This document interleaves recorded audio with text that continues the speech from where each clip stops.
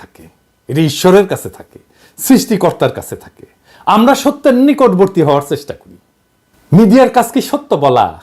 প্রশ্ন শুনে মনে হইতে পারে হ্যাঁ, মিডিয়ার কাজ তো সত্য বলাই। আসেন আমরা একটা ঘটনা দিয়েই এই মিডিয়ার সত্য বলার ঘটনাটা দেখি। ওই যে প্রথম আলোর সামনে যে জিয়াফতের ঘটনা ঘটেছিল না, জিয়াফতের দিন কি করেছিল? পুলিশ পিটাইছিল, তাই না?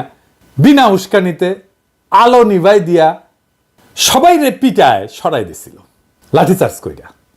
কিন্তু ওই ঘটনাটা প্রথম আলো কিভাবে লিখলো যারা ওইখানে জিয়াফত করতে গেছিল তারাই বিশৃঙ্খলা করেছে, তাই না? হ্যাঁ, বিশৃঙ্খলা কে করলো? যারা জিয়াফত করতে গেছিল, যারা মাইর খেলো, তারাই নাকি বিশৃঙ্খলা করছিল। স্পষ্ট ভিডিও ফুটেজ আছে, আমি দেখাইছি, আজ আর দেখাইলাম না। দেখেছেন তো, আলো নিভাই দিয়ে খুব শান্ত বিনা উস্কানিতে যে জমায়েত তার উপরে লাঠিচার্জ শুরু করলো বিনা কারণে। ওইখানে আলো নিভাইছে পুলিশ, কখনো ওখানে আলো নিভানো হয় না। তার মানে পুলিশ জানতো, প্রস্তুতি নিছে যে তা মারবে, তারপরে বিনা উস্কানিতে ঝাঁপায় পড়ছে। শুধু যে ঝাঁপায় পড়ছে তাই না, একজন অ্যাক্টিভিস্টকে ধইরা প্রথম আলো অফিসের মধ্যে ধরে নিয়ে গেছে, ওইখানে বিভৎসভাবে নির্যাতন করছে। প্রথম আলো নিউজে ওইগুলো আছে যে আলো নিভাই দেওয়া হয়েছিল, বিনা উস্কানিতে মারপিট করা হয়েছে।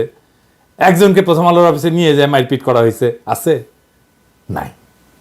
তার মানে প্রথম আলো ঘটনার একটা দৃষ্টিকোণ থেকে, তাদের দৃষ্টিকোণ থেকে সংবাদ হিসেবে উপস্থাপন করছে। প্রথম আলোর উল্টা পাশের অংশ যারা, মানে আমরা, তাদের কণ্ঠস্বরকে স্তব্ধ করে দিছে। সত্যটা কি? আমরা যেটা বলছি সেটা নাকি প্রথম আলো যেটা বলছে সেটা? সম্ভবত এই ঘটনার আরো অনেক দৃষ্টিকোণ আছে, কারণ আমরা দুইটা পক্ষ, প্রথম আলো এবং আমরা। প্রথম আলো একটা পক্ষ, আমরা আর একটা পক্ষ। তাহলে একটা তৃতীয় নিরপেক্ষ বা অন্য আর একটা পক্ষ, আরো 3-4টা পক্ষ থাকতে পারে। সবগুলো দৃষ্টিকোণ কি একটা সংবাদ মাধ্যম প্রকাশ করে না? সে করে তার জন্য যেটা সবচেয়ে সুবিধাজনক সেটা প্রকাশ করে। মিডিয়া যা প্রকাশ করে সেটা ঘটনার প্রতিক্রিয়া প্রকাশ করে, ঘটনা না। আসল ঘটনাকে সে পুনর্নির্মাণ করে, বানায়। সে পুনর্নির্মিত ঘটনাকে একটা ঘটনা হিসাবে প্রচার করে, এবং এই ঘটনার বাইরে যেগুলো, সেগুলো হয়ে যায় গুজব। আমি একটা এক্সাম্পল দিই। মানবতা বিরোধী অপরাধের আদালতে সংবাদপত্রে প্রকাশিত সংবাদকে সাক্ষ্য হিসেবে ধরা হয়েছিল। দুনিয়ার সব সাক্ষ্য আইনকে বুড়া আঙুল দেখায় সংবাদপত্রে প্রকাশিত সংবাদকে সাক্ষ্য হিসেবে ধরা হয়েছিল। আমরা বলছিলাম এইটা হইতে পারে না, এটা অন্যায়, এটা অপরাধ। এইভাবে সংবাদপত্রে প্রকাশিত সংবাদকে সাক্ষ্য হিসেবে ধরা যায় না। সংবাদপত্রে যদি সত্য কথাই লেখা থাকে, তাহলে তাকে সাক্ষ্য হিসেবে ধরতে অসুবিধা কোথায়?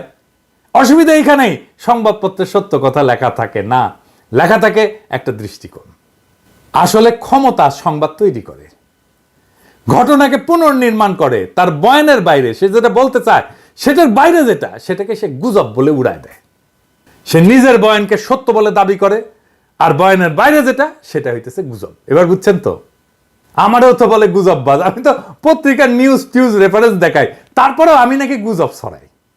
তার মানে গুজব হইতেছে তার বয়ানের বাইরে যেটা, তার বিশ্বাসের বাইরে যেটা, সেটাই গুজব। কিন্তু ধরেন মিডিয়া যেটা প্রকাশ করে অথবা যেটাকে তারা গুজব বলে দাবি করে, এটা কিন্তু সত্য বা মিথ্যার বিষয় না।